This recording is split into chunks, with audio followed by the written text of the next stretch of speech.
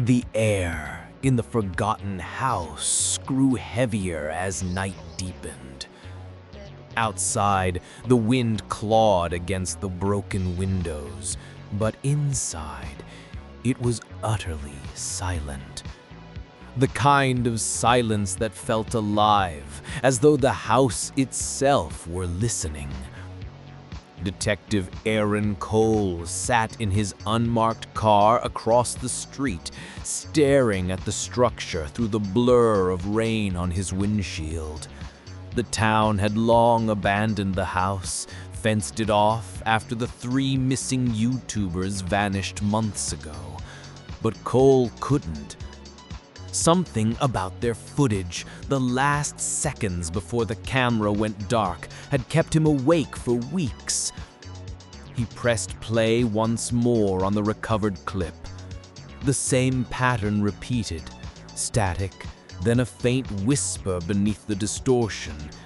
Everyone else dismissed it as corrupted audio, but Cole heard something more. Words, a name, and a child's laugh buried in the noise. Tonight, he was going in. He stepped out of the car, flashlight in hand, the rain tapping steadily on his coat. The fence had rusted through in several places. With one push, it gave way. The grass beyond was high, overgrown, and smelled of decay. Each step toward the house felt heavier than the last, as if gravity thickened around him. Inside, the temperature dropped instantly. His breath turned visible. Dust motes hung like suspended ash, and every sound, the creak of the floor, the distant thunder, seemed unnaturally sharp. He swept his light across the living room, toppled furniture, broken glass, and something written faintly on the wall. It was almost erased by time, but still legible. "Welcome back." He'd seen that phrase before, in the photos recovered from the kid's camera. Cole's pulse quickened. The light flickered as he stepped farther inside. The floorboards sagged beneath him, as though hollow. He knelt, tapping the floor with his flashlight handle. Empty. A crawl space, perhaps. He made a mental note. The house was small, but its corridors twisted unnaturally, bending space in subtle ways. Rooms that should have faced the front instead opened toward the back. A staircase that should have led upstairs now ended abruptly in a blank wall. Something was wrong, geometrically, spatially, with this place. He reached the kitchen. Plates still sat on the table, half covered in mold. The refrigerator door hung open, revealing only dust and cobwebs. Yet the smell was fresh, not old decay, but something recent. Coppery, metallic, blood. He moved his flashlight to the counter. There, smeared in dull red, was a handprint, small, like a child's. But beside it, etched into the wood, were words carved deep into the grain.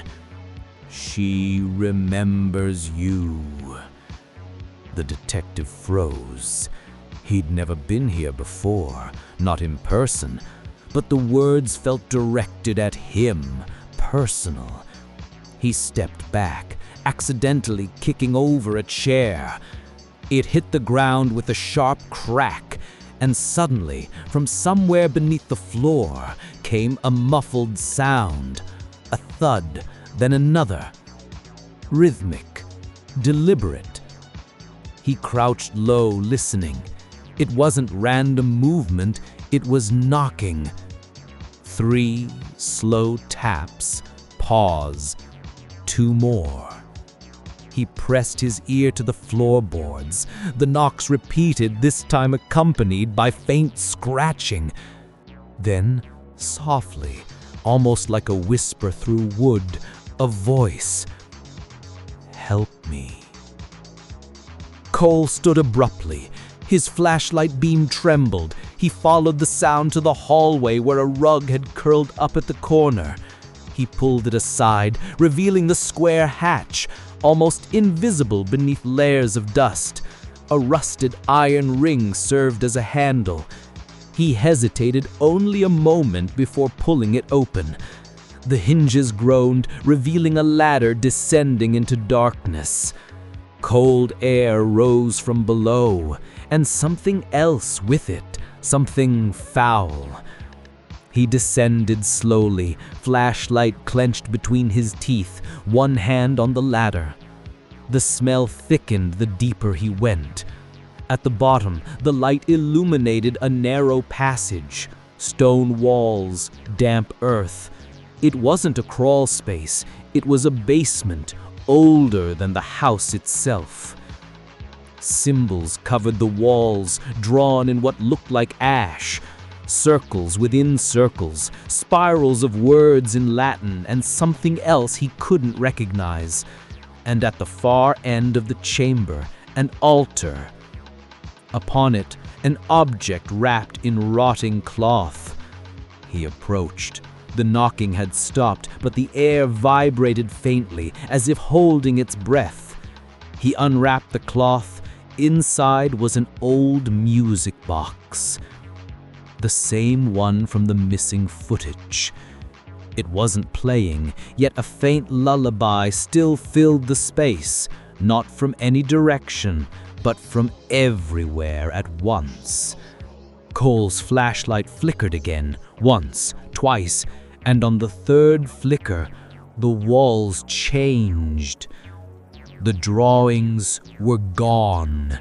In their place, faces, dozens of them, pressed into the stone like fossils, mouths open in silent screams.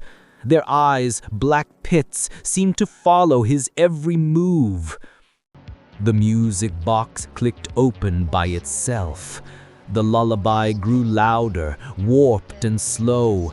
Cole stumbled backward, tripping over something on the ground. He aimed the light and froze. A small skeleton, curled in the dirt. Its hand still clutched a tiny shoe, a child's shoe. Cole's chest tightened. His instinct screamed to run, but his legs felt locked. Then, behind him, a whisper. "You found her." He spun, flashlight jerking wildly, but no one was there. Only shadows twisting like smoke. The light died completely. In the dark, the lullaby continued louder now, until it filled every inch of his mind. Then came another sound, faint, rising from beneath the earth. Crying. Children. Dozens of them. He stumbled toward the ladder, reaching blindly, but the rungs were slick, wet. When he finally found one and pulled himself upward, his hands came away stained dark. Blood.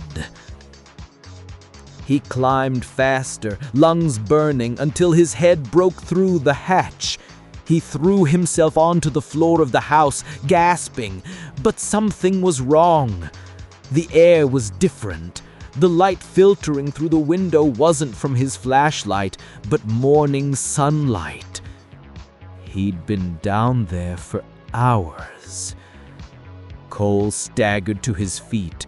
The house seemed new, the wallpaper intact, the furniture upright, everything bright and lived in.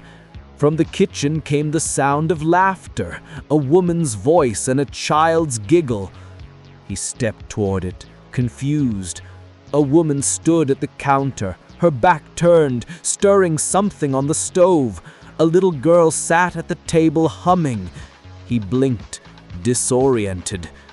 Then the girl turned, and her face was the same as the skeleton below. The woman stopped stirring. Slowly she turned too, revealing hollow eyes and a smile too wide to be human. She said, "Welcome home."